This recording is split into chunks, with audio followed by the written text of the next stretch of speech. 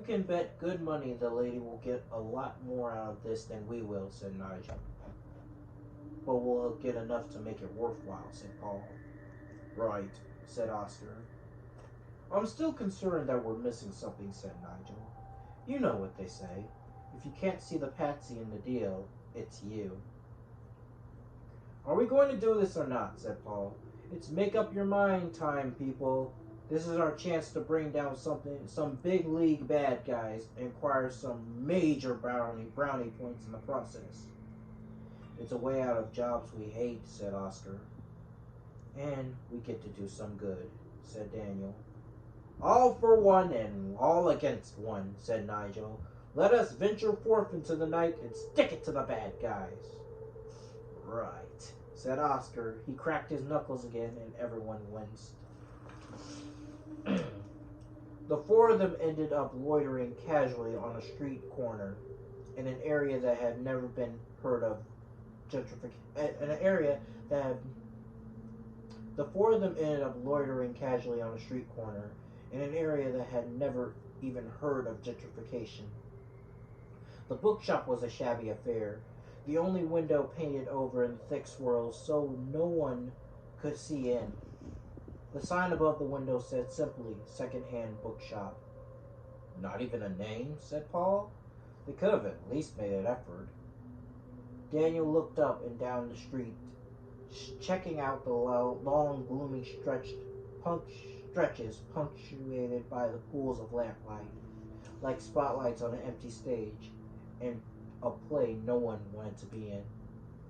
Where is everybody? It's late, said Paul. Not for Soho, said Daniel. There's usually someone around, selling things they shouldn't, and the odd punter looking to do something unwise. Unless the local population knows something we don't, said Nigel. There's no muscle guarding the door, said Oscar. Try not to sound so disappointed. Remember, Bear, unconscious people can't answer questions. They can't give you any trouble either, said Oscar. Oscar said reasonably. They all took a moment to check that their tasers and batons they stowed around their persons were ready to hand. Ah, memories. Daniel looked at him but said nothing. Every plan of action needs someone like Oscar. Can't help the feeling we'd be better off with proper guns, said Nigel.